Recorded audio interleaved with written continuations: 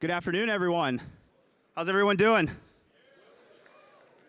Welcome to the Future of the Game panel. My name is Chachu Wu, and I'm a first-year MBA student at MIT Sloan, and I'm the student lead for this panel. I'm really honored to introduce our panel guests today.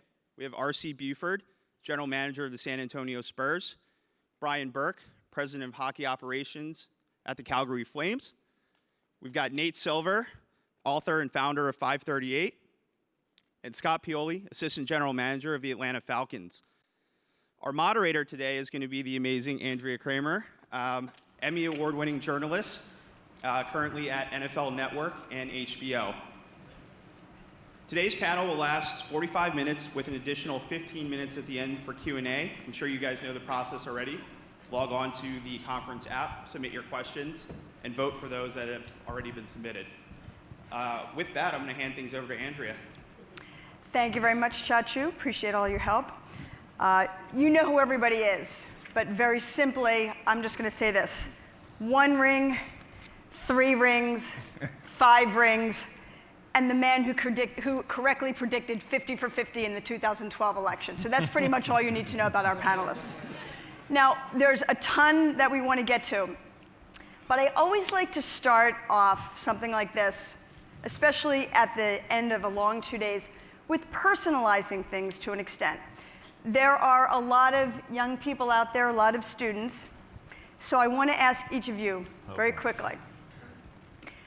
When you were their age, when you were in your early 20s, just coming out of school, what did you think you were going to be doing with your life?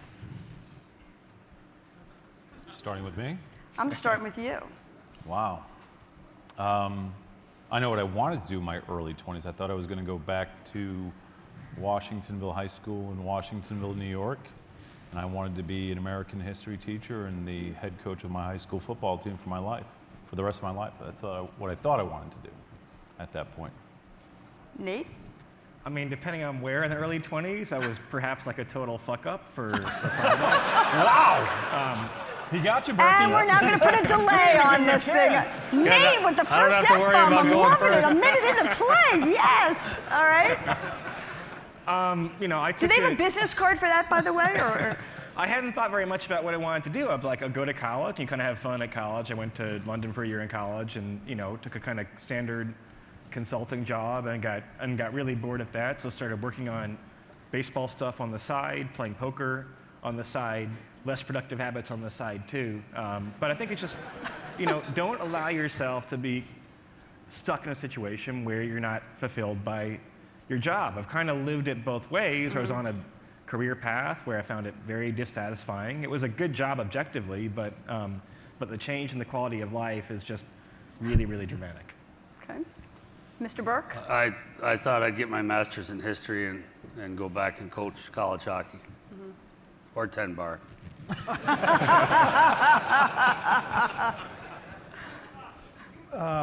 thought I'd be a petroleum engineer.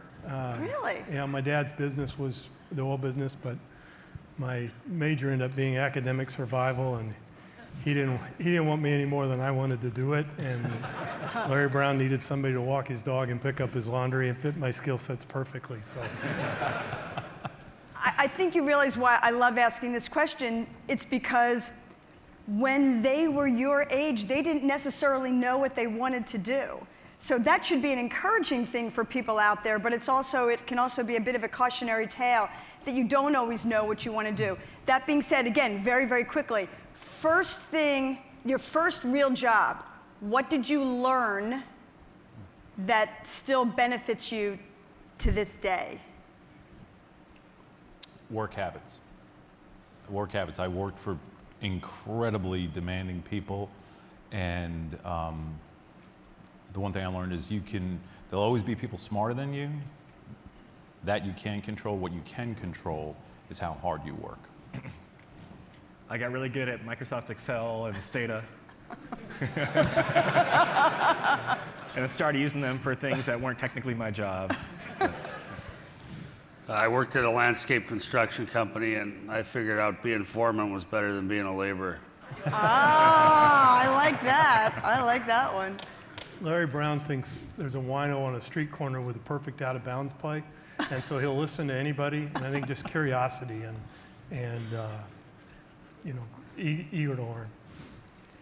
And I'm going to just chime in really quickly. I learned from my mentor, the late Steve Sable, never ask someone to do what you're not willing to do yourself, which is a good way of saying learn to do a lot of different things, and as you move on up in the world, nobody can ever tell you can't because you will have hopefully done it yourself. So thanks for indulging me on just the bit of a personal note here for each person, because I think it is very valuable just to get a teeny little sense of each of these gentlemen. But now let's talk about the future of sports. And I want to, there's some analytics-related issues and some issues that are not particularly analytics-oriented. But let me just start off with this. What are your attitudes towards analytics in the sense of how it's changed or even molded the way that you view your job today? Let's start down the other end for once. I'll start. All right, yeah, please. We're done for the rest of the hour. Because we've got Mr. Analytics, Mr. Burke here to start. Well, this goes back to a statement I made here several years ago where I said analytics are like a lamppost to a drunk, useful for support but not necessarily for illumination. So, and I haven't changed that view. And I watched a couple of the earlier panels, and this notion that you're going to find a football player, a hockey player on a computer screen is just bizarre to me. And so they asked the panel, what should you do to get into the business? And not one person said watch games. They all said work on your algorithms or whatever else you do. And this is still an eyeballs business. Analytics is a tool in the toolbox. It's an important tool, but it's not the first tool we reach for, and it's not the second tool we reach for. The first tool is eyeballs. What do our scouts say? They've watched these players perform. They've projected players who are 18. What will they be in 5 years? What will they be in 10 years? So that's number one. Number two is our research into the player, like his character, his work habits, all the research we do into the player, going back and digging with his coaches. Third would be our sports psychologist, what she says after interviewing the player. Then we look at the analytics. So it's a tool, it's an important tool, but the notion that you can sit behind a computer and find athletes, it's bullshit. I love how you look at me for that. Okay.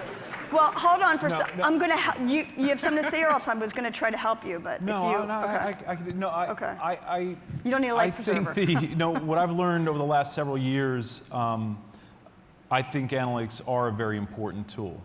I agree with Brian that it's a mix of things, and you need to complement what you see with the eye, your background, your gut. But your gut is based on some of the things we learn and get through analytics. Even though we don't call certain things analytics, they really are. I think that what I've learned over the last 5 years and moving forward, and especially to a lot of the people in this audience, is analytics are only as useful as much as they can be communicated. And where I've seen a large gap, and RC, you and I have talked about this quite a bit, it's if you have the skill set or you're able to mine this information, you've got to find a way to communicate that information, because most of the people in our jobs come from a different background.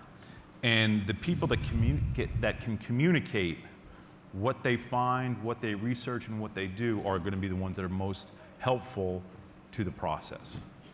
You and Pop have pretty good communication when it comes to his coaching instincts and your ability to use analytics. How does that work? I think we don't view it as a number crunch. We view it as a process and a system of analysis. And that system of analysis doesn't stop with numbers. It's the way we approach, the way he approaches preparation of our team, preparation of training camp, the way we approach the performance of our athletes and how we're going to not only train but treat and select them. And so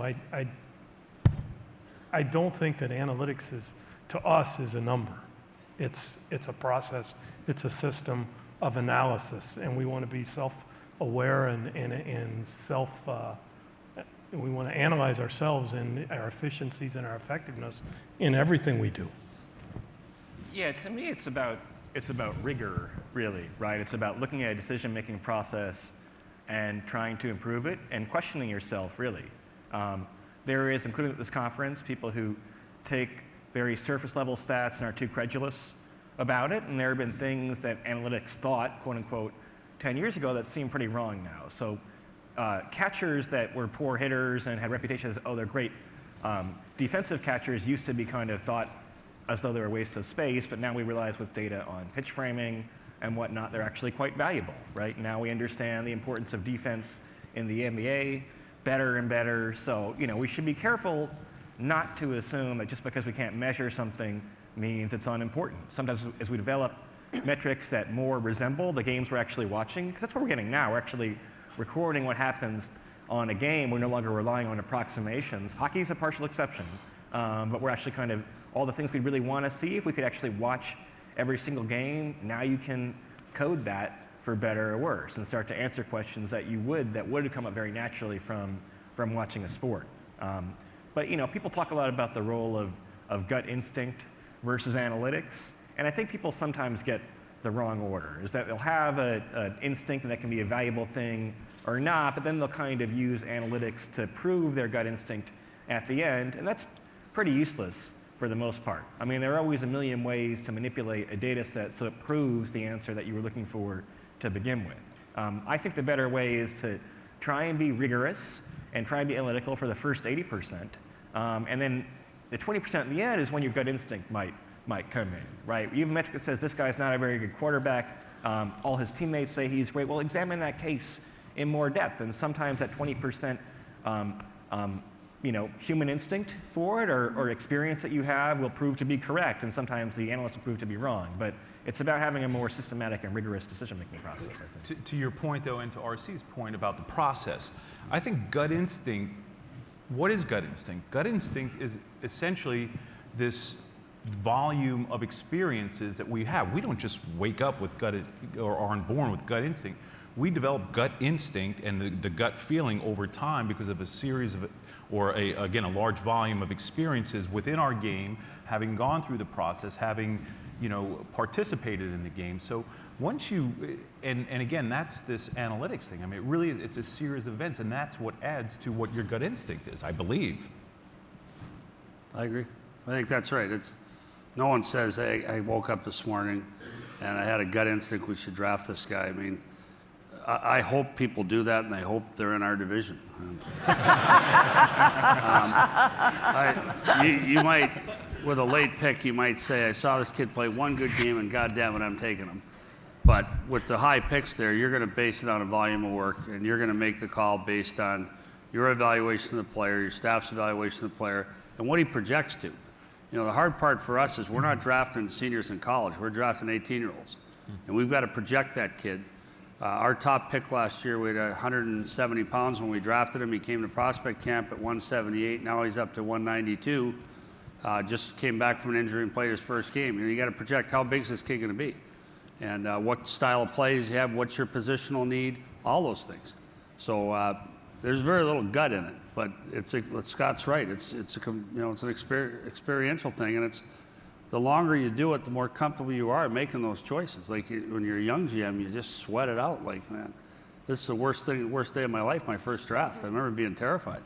And now it's like, when are we up next? When's our next turn? So. Did you feel that way in your first draft? No. Can you understand what? I can understand it.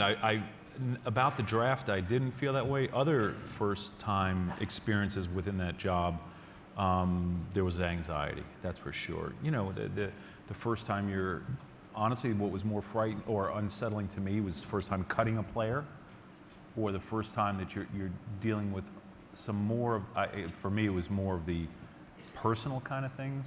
Yeah, my first trade was same thing. My first trade of size was with Lou Lamoriello. It was a giant in our game, and the trade worked out well for both teams, but I picked up the phone 3 times, put it down, picked it up, put it down. Finally, the third time I had the nerve to dial his number and make the deal. He skinned me on another deal later, but this one worked out. Nate, in your most recent book, you wrote, "The rapid and tangible progress in sports analytics is more the exception than the rule." In your opinion, which metrics best predict performance? So it's a broad question, but part of the thesis of the article was that at least in sports, we know what the name of the game is, right? It's winning, and we know scoring points or goals or runs is the next closest thing to winning, right? And so that gets you, as simple as that sounds, like a lot of the way there. So right now I try and run a website, and we have different goals, but there's no one measure of what that is. You can measure traffic you get on the website, but that'd be like measuring slam dunks or something instead of actually measuring winning. It's a very rough approximation for one of a number of goals you might have, and then all of a sudden, if you try and maximize traffic at the expense of actually having quality site, then it turns into a piece of shit pretty quickly. 2-0. Yeah. So at least in Who's sports, counting? you know what the goal is, and even in Well, all hockey, right, where it's- basketball, hockey, football. I mean, If there was one thing that you, especially for Brian, who's obviously more of an anti-analytics guy, what would you advise? in hockey, in hockey, we need the player tracking You data. need to defend yourself. No, he doesn't. Are you disputing that? I just said it's an important tool. Right. An important tool, correct. Plus, I don't like sitting next to Nate. He's too much smarter than I am. But wait, he was about to give his advice. No, I mean but- hockey, it's pretty far behind. Yes. Really, right? And I know and I like the work they're doing, but you almost have to draw that as an exception because we don't know that much more about hockey than we did. See, 20 years Barkley ago. should have talked about hockey and analytics and not basketball, huh? Well, look, we play a full contact sport. That's one difference between us. And baseball is a series of repetitive events. I understand why analytics work in baseball. Our sport is full contact. So it's not just about your physical ability to do certain things. You got to do it with the knowledge that someone might knock your head off at any time when you've got the puck. And it's a random game. It's not, they drop the puck and different things happen every time. So I don't think our game lends itself to analytics as well as other sports, but we have, I think, the best analytics guy in the NHL with Chris Snow, and I think he's a genius, and we do use him, and he's very helpful to us. But we're talking about a trade. We start with our analysis. We have pro scouts, so we're going to trade for John Smith, who plays for the Boston Bruins. They've offered us John Smith. What do? We go to our database. What have our scouts said? Look at the reports. What's the ratings on him? What are his warts? Can't skate well, doesn't fight well, he's afraid. What are his warts? Let's get to the bottom of it. And then we might say to Chris, okay, what do you say? He says, well, he's actually an underrated puck possession guy. I like him. So he has input. We think it's important. It's not where we start. It's never going to be where we start. Not as long as I'm in charge. For all the talk about numbers and gut, and as Brian says, the eyeball test. Looking at the NFL right now and the upcoming draft, and you've got two transcendent talents at quarterback in Marcus Mariota and Jameis Winston, different skill sets, obviously. But I can't think of two top picks at a position where the off-the-field issues were so divergent. When it comes to the use of analytics in trying to determine who to pick, how do you deal with it when you're talking about psychological factors? Well, this is one of the difficult parts because you're talking about the psychological analysis, and people will. Let's just go to the whole scouting idea. And what happens is within scouting, when you don't have defined measurables, you have to rely on subjective evaluation. And when we go through this process as to what we believe is average, above average, good, or better than good, you and I will look at it, even though we have the same scale and we've been taught the same scale, we have different backgrounds. So we're going to apply a different number subjectively to what that is. And when you go through that process, you're just going to come up with people from different backgrounds and people who are doing the evaluation are just going to come up with different numbers and come up with a different evaluation. And in a situation like this, it's also, what's your system? What's your culture? What are you willing to tolerate? What is your head coach willing to tolerate? Because I Who's think in it goes your back. locker room? Exactly right. What do you have there? What kind of mentors do you have? What kind of people what kind of player development program do you have? And again, you have to go back to, I think a big part of how you make player selections has to go back to who your head coach is, because we as general managers, are going to make decisions based on who our partner is. And if our partner, the head coach, has a certain personality, there's certain other personalities that you bring in that just aren't going to fit, or they are going to fit. So you have to have an understanding of what the head coach's tolerance is for that kind of player, or what it isn't. You're nodding. What do you? And your market. Some markets will put up with a certain type of player. A bigger market's going to tolerate more behavior issues than a smaller market. So I think that what Scott said, your head coach, we don't ever make a trade without consulting the head coach, not giving him veto power, but you're bringing a guy your coach hates, you're just giving yourself a bunch of headaches. It'd be a daily fight over this guy, how much he plays, whether you should trade him. So now you've given yourself a daily fight. Probably already got one at home if you're married, so.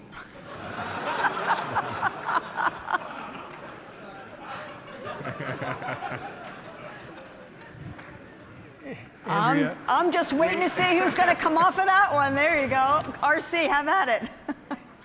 I want to hear about the fights with his wife. Yeah, really. You don't need We analytics get for around that enough one. time. Okay. Our first filter is our values, and so performance will have little impact on our first filter. So if they're not a values fit, if they're not going to live within the culture that our group, led by our best players and our culture drivers, have established, it won't matter what the performance metrics look like. So this is interesting. I can ask you this freely, and you can answer freely because you're not in the National Football League.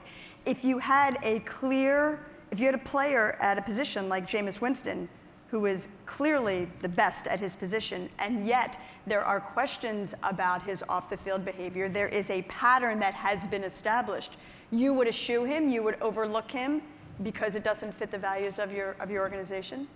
If he doesn't fit the values, the risk reward has to be significantly in our favor for us to step away from that. And I think the atmosphere of what we put into it, and we're not, we don't have to have choir boys.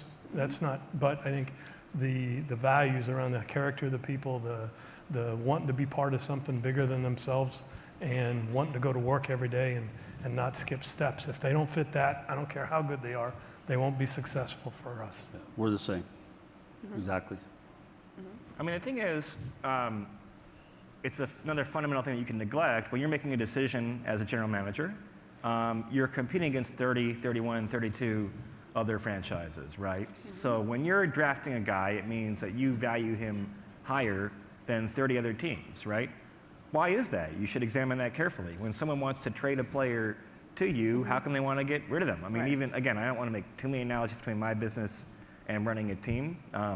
But if we're looking to hire someone, for example, we have to do a gut check and ask ourselves, why do they want to leave their current job? Maybe it's a tough job. Maybe we hope we're a better job, but maybe also there are problems that we're not seeing potentially. So, thinking about that type of thing, I think would be tricky. And it's part of the reason why I said earlier, the most important thing is being rigorous and questioning your own decision-making habits, right? If you say this guy is worth $10 million a year and you're the high bidder, well, a lot of the time you're wrong, whether it's metrics or your gut or whatever else, right? Or your desire to get a splashy headline, that might not be a good decision down the road. And that's a place where I think, as you said, being honest with yourself, where analytics does come into play when you do self-evaluation within your organization and yourself, and you look at certain things and you look at where you've been right, and you need to always look at what, when you were wrong, and don't just say, okay, I was wrong with this. Dig down deeper and find out, okay, why was I wrong? And generally, that's where some of the analytics will come into play. Stepping away from just the analytics issue for a second, but looking at the future of the game, which is actually what the panel is entitled, this is a very broad subject, but the idea of player development. Where do we see in your respective sports, or really, if you want to just address sports in general, where do we see some of the pitfalls? Where do we see sports going when it comes to player development? The lack of structure in our basketball development from a skill level at a young age is troubling. I think it's a reason why now 25% of the NBA, or about 25% of the NBA, are international players, because our development programs at a young age are falling behind. I think our American sports training model needs to be revamped. Internationally, the way we train and treat our athletes is about 80% injury prevention and 20% injury treatment, and that model's flipped in America. It's more injury treatment and not enough time put on injury prevention. And I think some of the sports science applications that you've seen throughout the weekend are going to help us not only train our athletes better, but also recognize at-risk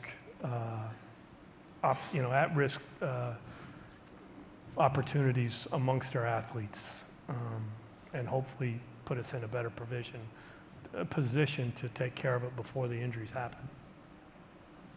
Well, for us, the biggest challenge facing our sport is, number one, short term. As a full contact sport, we're under siege, just like football is. Everyone's terrified about concussions.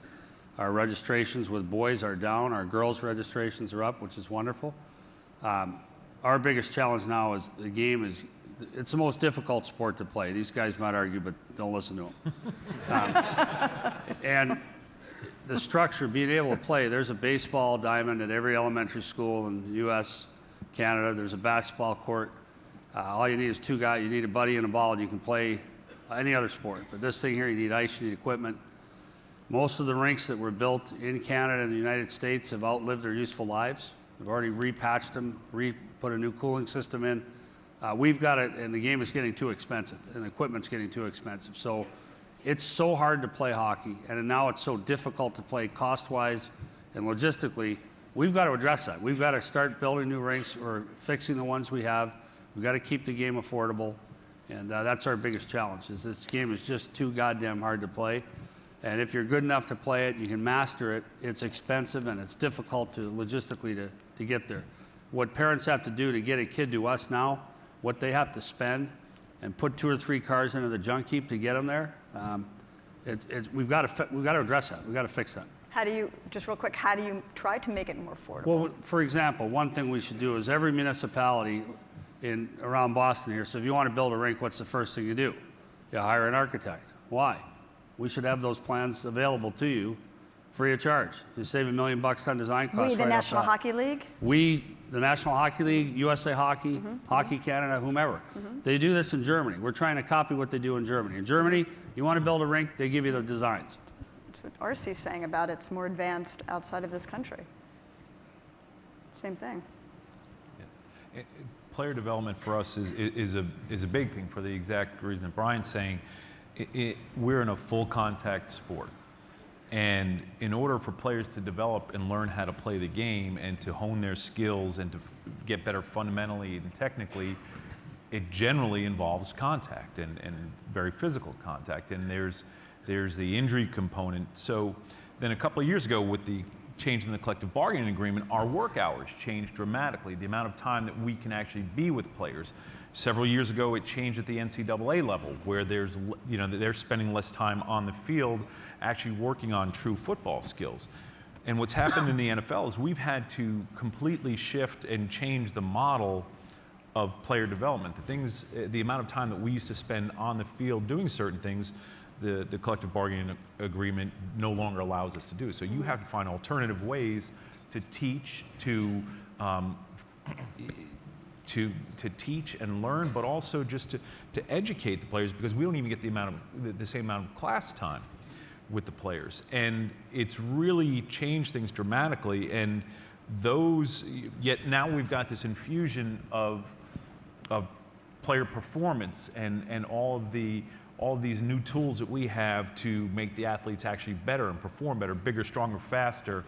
And we've got these bigger, stronger, faster athletes that keep getting bigger, stronger, and faster, and they're arriving with less technique, less understanding, less fundamentals, and we've got these big engines that not everyone knows how to drive. Half of them, they've got their driver's license and they don't know how to drive. But one thing, just as listening to the three of you, and please feel free to jump in anywhere that you feel is relevant, but it's interesting because RC brings up the infusion of talent from the international level, which is obviously shown up in NBA rosters. You always have that in hockey. You don't have that in the National Football League. I mean, the NFL may be trying to expand internationally, but it's not as though you're getting, with the exception of a very, very few number of athletes, you don't even have that. I mean, your base is youth football and kids. How much of a concern is that? And what's happening now in youth football is the kids are disappearing because of the game and because of the overall consciousness of head injuries or just injuries. Mm-hmm. You haven't seen Friday Night Tykes in San Antonio. Mm-hmm. Friday Night who? Yeah, Tykes. You haven't seen that TV show on? right on I Esquire. don't watch Mhm. TV. Oh, Yeah. it's What did you say? I said I don't watch TV. we're It's- approximating NFL football for 6-year-olds, and it's its own TV show. So Wow. And it's a little scary, isn't it? it is very It's- scary. Yeah, That's for any of us who creepy, have kids, actually. yeah, especially. Well, it's Texas. But they, What did he say? What did he So say? that's Texas. this, Wait, that's where we play full contact sports, and people seem horrified that we actually have injuries, and not realizing that the reason most of us chose those sports is because there was some level of violence in it. All right. That's true. It's true. It's true. And you gotta worry how far we take all this stuff, because you watch that movie Bubble Boy and you start thinking, okay. You are a pop culture diva here. Good for you. No, but people say I'm not letting my kid play football. How about you? I said, well, let him do whatever he wants. They pick the sports they want. Well, they could get hurt. Yeah, they could get hurt. There's skills you learn in sports that you can't learn anywhere else. I'm convinced of that. And people say, oh no, and I'm like, bullshit. You get in a situation where you have to put a hit on somebody, you've got to make that play, you've got to block that shot, and you're going to pay the price physically to do it. You got to fight someone who just ran your goalie, even though you're pretty sure you're going to get your butt kicked, but you still do it. You can't learn those things anywhere else. So now your kids get in a jam at school, what do? They look for a grown-up. We used to settle those things.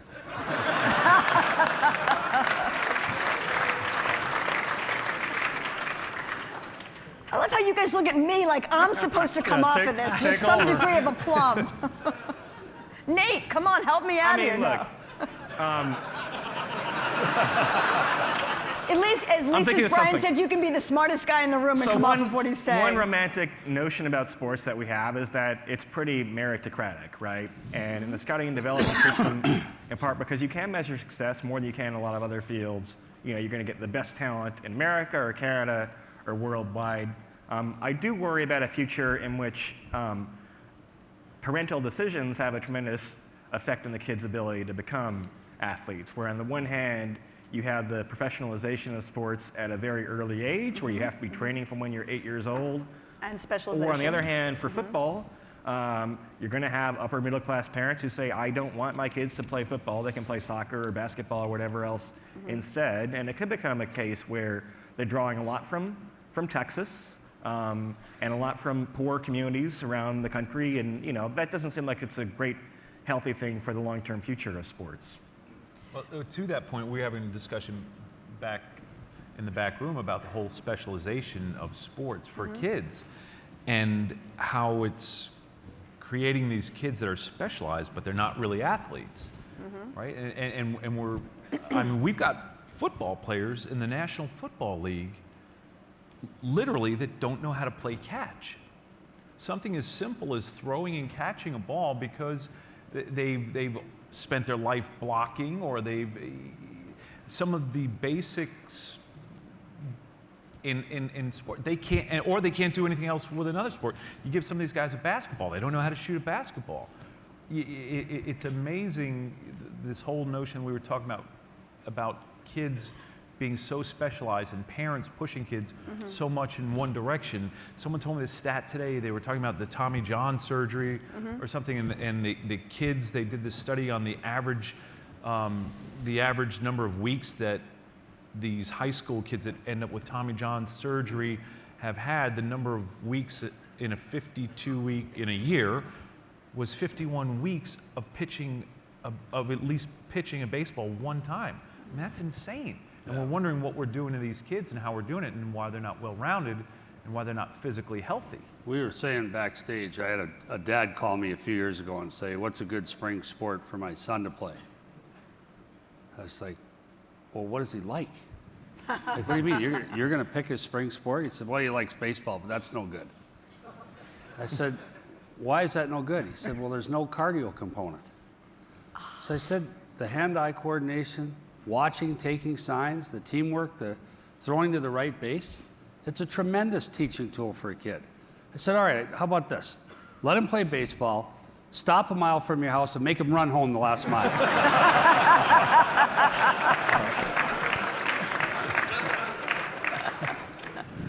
I could listen to him all day.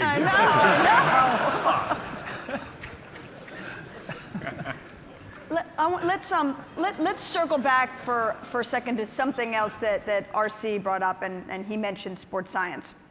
So the whole idea of the injury prevention model, looking ahead, future of the game type of concept, looking ahead, what do you need out of sports science that's going to help this improve the injury prevention model, which may not be as efficient as it is now in your various sports? I think we're learning that.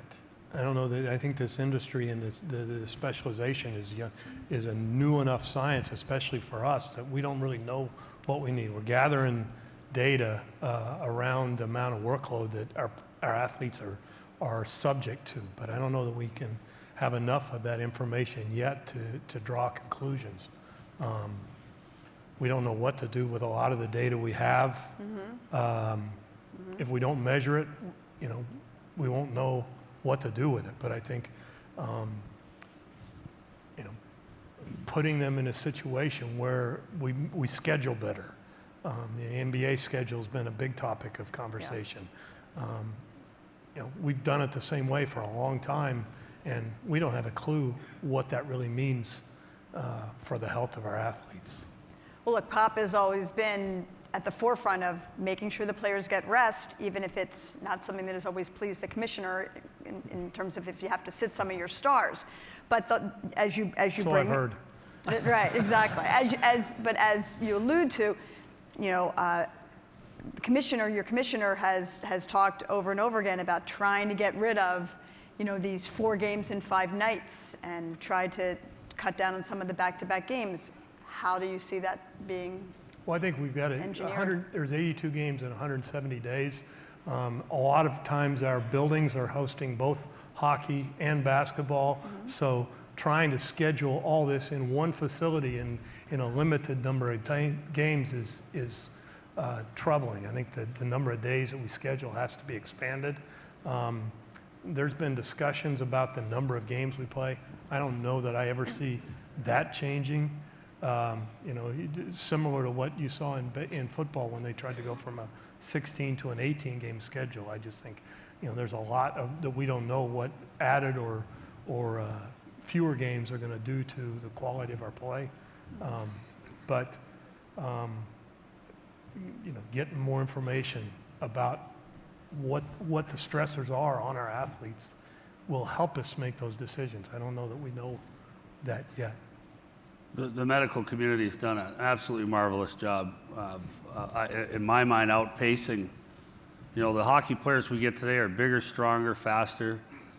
Their nutrition is better, their hydration, their rest. They do all the things that we didn't do.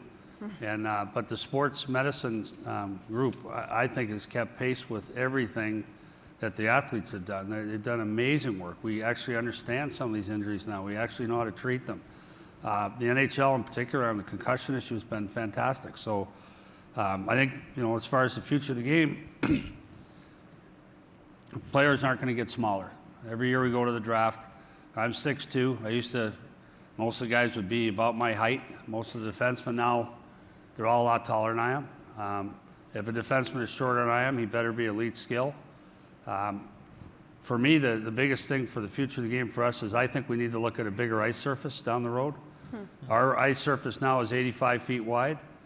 The Olympic ice surface, the international ice surface is 100 feet. So that 15 feet may not seem a lot to any of you that don't watch hockey, but it's a massive difference. And if you ever want to see the difference, you go to a game at Boston College here, which is an Olympic ice sheet. We want to go, I think, long-term to a hybrid ice surface, like 90 feet. Boston University here in town is a hybrid sheet. And I think for us, we're playing on an ice surface. Our league is 100 years old. And we're playing on the same ice surface we played when we opened our doors for business 100 years ago, when the average player was 5'8" and weighed 160 pounds.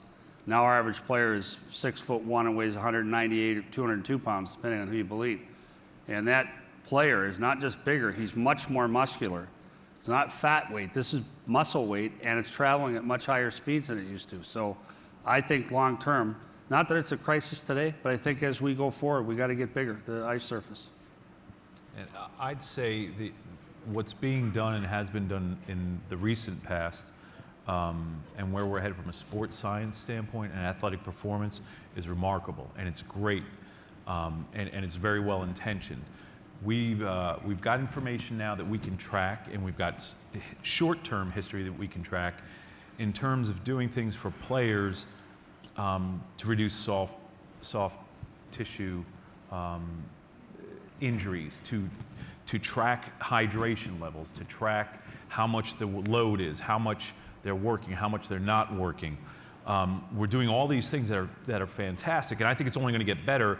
It's helping the game, and it's interesting, and I haven't sure I've got my head around whether I believe it or not. We're saying that we're going to lengthen players' careers, but to Brian's point, I think it'll help the players immensely because we're reducing their workload, we're getting smarter about their workload. But to the point that Brian's making, our players are so much bigger, stronger, and faster now. The impact, we're seeing a reduction in soft muscle tissue injuries, but we're seeing this increase in injuries to internal organs. I mean, we're now talking about players getting ruptured spleens, and we're hearing of these horrific injuries, and we're watching what's happening to the brain. So in one way, the sports science is definitely helping reduce certain things, but because of sports science, we continue to get bigger, stronger, faster, and the impact and the brutality of the game, of our game, is certainly going to do something to, again, increase it. Make one little pitch here, which is, one problem with where analytics is today is that because it has inundated the game so much, a lot of the most interesting research is not really being talked about anymore. It's taking place inside boardrooms, and you don't have as much candor on the panels here as you might have 5 or 6 years ago. But there are some categories that seem to be in everyone's mutual best interest, like reducing injuries, improving the quality of play.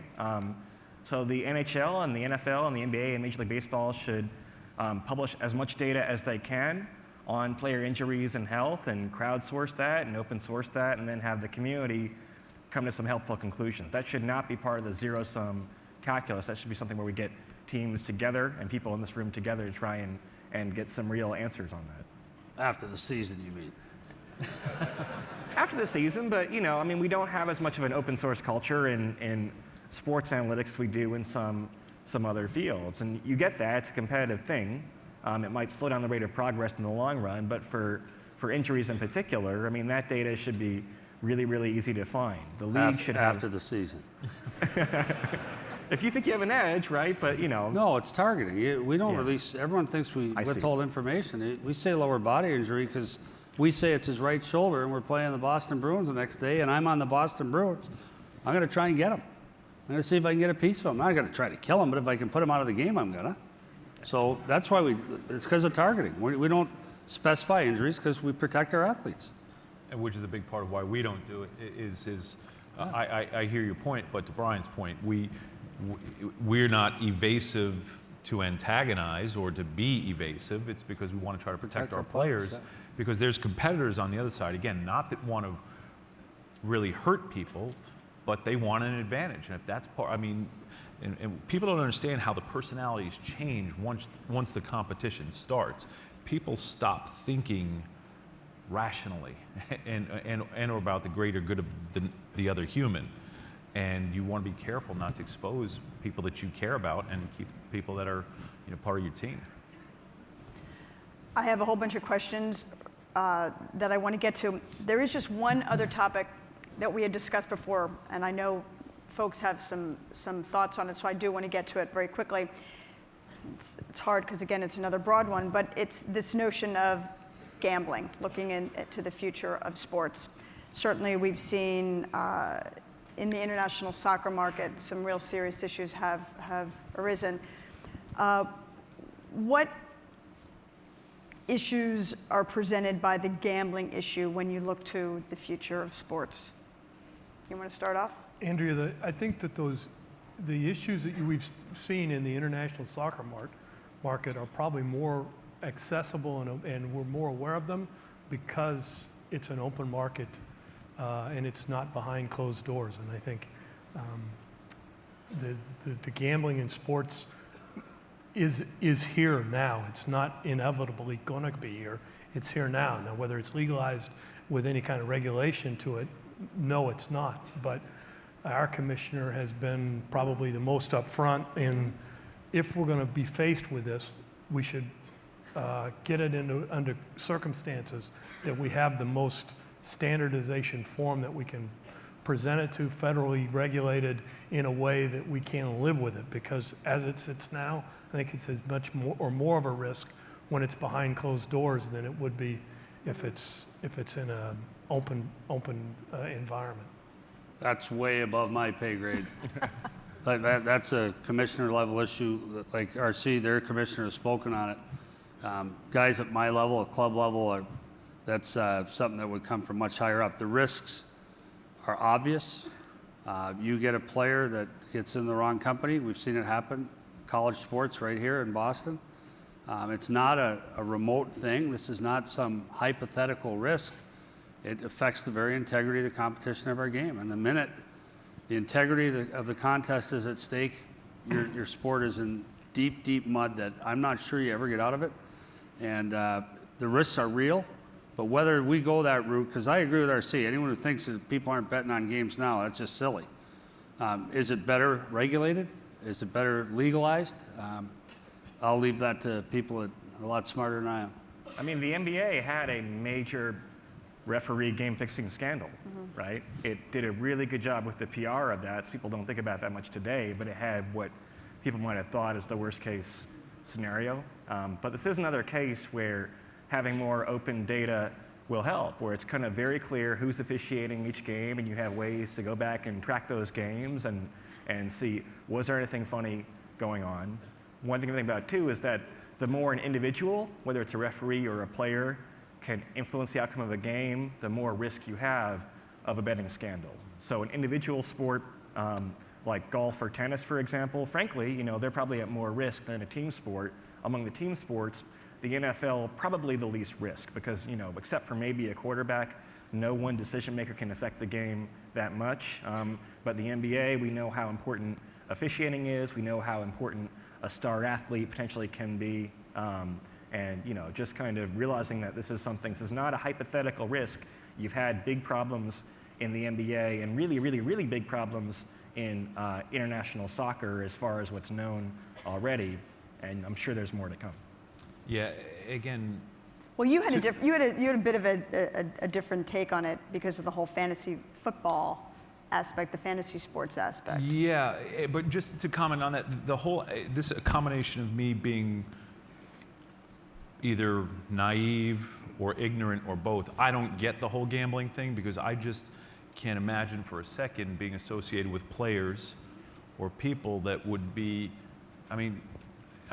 being around competitors. I get it, but I don't get it from the standpoint I can't understand competitors not competing to throw a game or to fix a game. It's just so far beyond my understanding of again, I got some real estate I want to sell you. well, I've not been around those. I've not been around. But we have that to I'm go. We aware have to of. go look at it at low tide.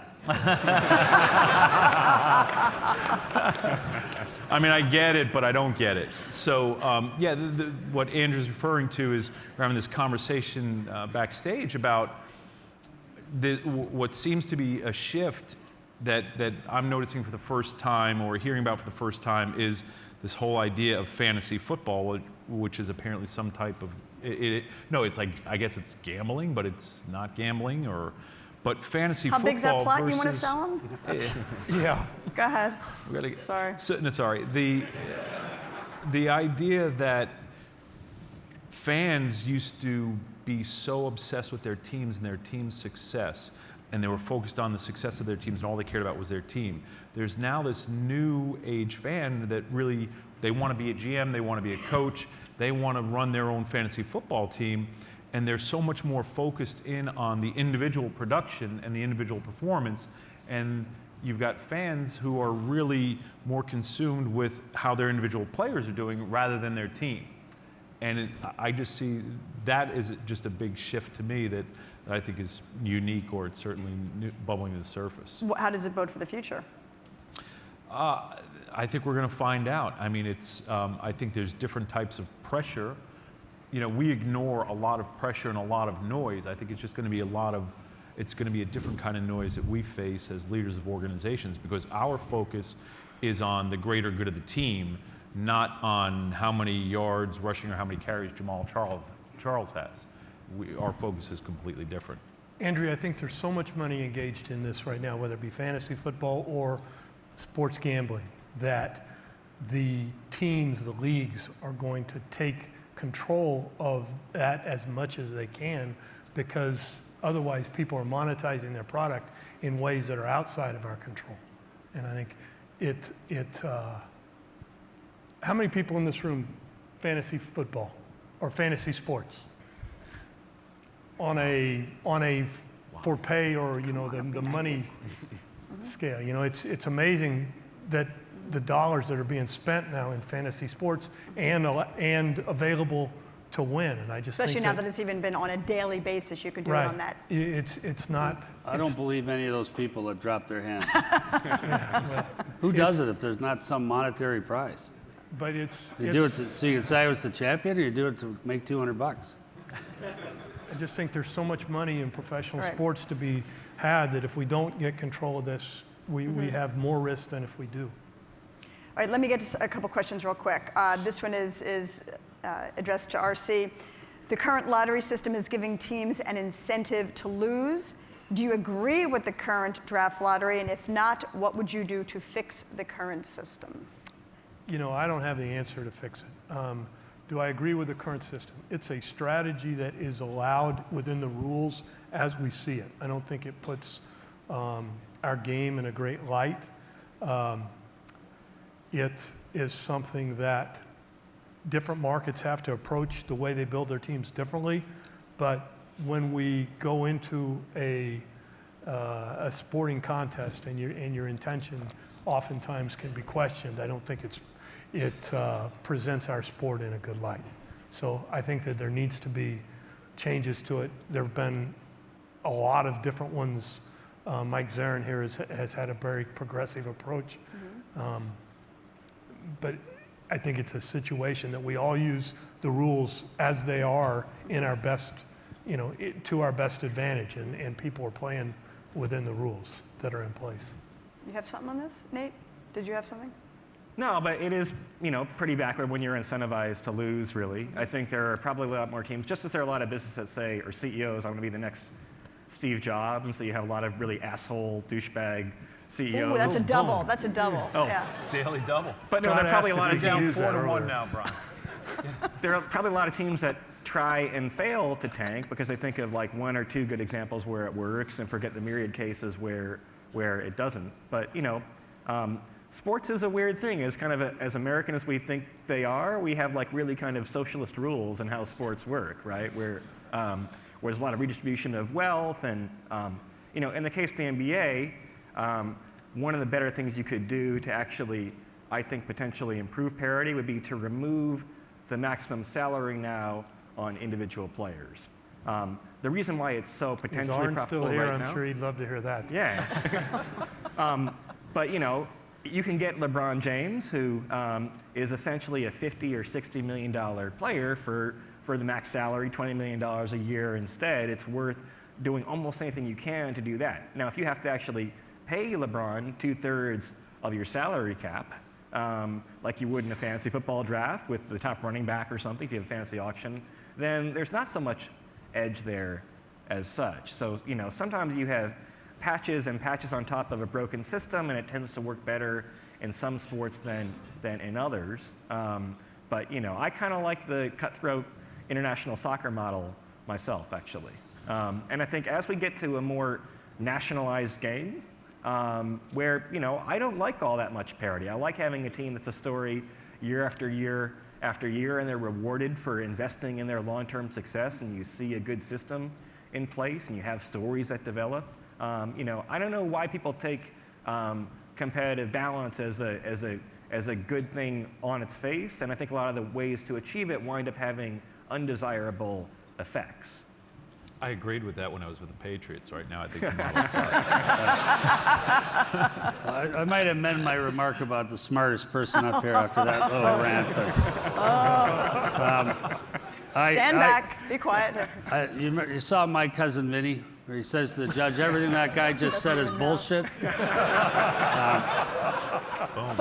4-2. Go back to the question. I think that anytime, if any executive in pro sports, I've told the commissioner this, if a guy in our league plays to lose and they can prove that, I think he should be suspended for 5 years. I don't think he should, or maybe never work again. People come to a game believing in the integrity of the contest. You can't, I remember when we were eliminated from the playoffs last year, I had a meeting with our team. I said, you understand our job doesn't end today. Our job now is to be a factor in every other playoff race. We can knock teams out. We can make them play someone they don't want to play. But we are going to try to win every game. Don't worry about where we draft. That's my problem. We're going to try to win every game. I can't imagine, much like Scott, I should go look at the same real estate. I was going to say, you I should can't send it to imagine you. not trying to win a hockey game. If I suggested it to our captain, we would get in a fight. There would be a fist fight. He'd punch me right in the head. If I suggested it to our coach. No one's punching you, honey. No one. And the same thing, if our coach suggested it to me, I'd drop him. I mean, this is so wrong. Now, here's the thing. It is socialist. It's collectively bargained, but it's socialist. The worst team should get the best player. That's how this all started. The inverse order of the draft is, how do we make the weakest sister in our league competitive quickly? We're going to give them the best player. And then some idiot talks about tanking, and now, we need a lottery. So now, in our league, I think the last place team, one of these stats guys will yell out, it's 20%, right? One of these guys here, is Kyle here still? So I think if you finish dead last in our league, you have a 20% chance of getting the first pick overall. And you say, well, that's good. It removes the incentive for tanking. Is it fair, though? If indeed they are the worst team, shouldn't they get the best player? Now, this year, we have a generational player in this draft. His name's Connor McDavid. We might have two. There's an American kid right behind him, Jack Eichel, that plays at Boston University. Shouldn't the two worst teams get those two players? And yet they're going to have a 20% chance of doing it. So it's a fine line. But that's the race to be the worst team. You might be the worst team. You might legitimately be the worst team despite your best effort to win every game. You might be that horseshit. He's catching up. Look, you have the same situation in the NBA. Do you agree with what Brian is saying? I agree with what Brian's saying. I don't think that I know the coach in Philadelphia. I know the players they're coaching. I don't think any of those guys are going out on a nightly basis trying to lose. No, they have an incentive to look their best. But look, I live 2 blocks from Madison Square Garden. Carmelo Anthony played in the All-Star game, and even though his performance is the same as it's been for the last 3 seasons, is now sitting the rest of the year, right? It's in everyone's best interest except for the fans in New York, really. But like, you know, that to me seems like people don't even bat like an eyelash at that really. I don't think he'd be sitting if the Knicks were in the playoff race. This whole idea, I remember a couple of years ago, the whole thing, the suck for luck thing. Oh, yeah. Right? With the Indianapolis Colts. Mm-hmm. Yeah, and this whole premise that people in any one of our leagues in leadership positions would ever consider losing intentionally or finding a way to lose, I'm with you. The heck with 5-year suspension, get him out of our league. Get him out of our business. I mean, part of the reason we get into these businesses, the people here who want to be in this business, if you are not a competitor, stay out. If it's about the sizzle and not the substance, if it's about anything other than pure competition, stay out. And anyone who considers losing intentionally and the lives that affects, because when you lose intentionally, if you're a general manager and you're doing things and pulling strings to lose, here's what happens when you lose, okay? You get fired. I've been fired. It's affected my family. It's affected my friends. When you get fired, it sucks. And anyone who's not competing and thinks that it's okay to lose and promote or even plant that seed of intentional defeat, stay out of the business. But you have an incentive where There is failure no is rewarded. incentive. Sure there is.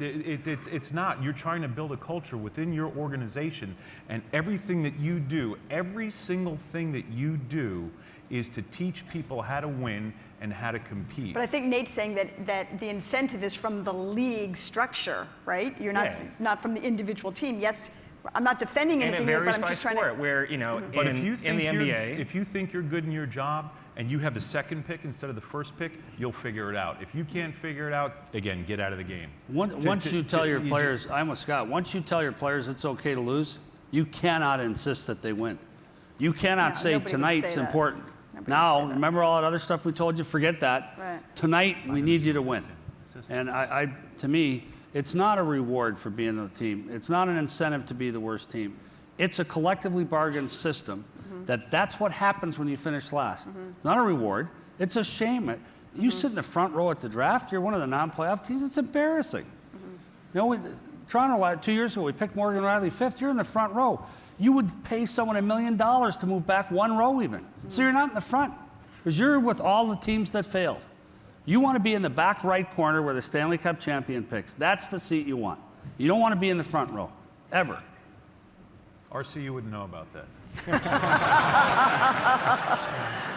I give the last word to you. On behalf of my wonderful PG-rated or maybe R-rated panel, thank you so much for listening. We appreciate it. Thank you, you guys.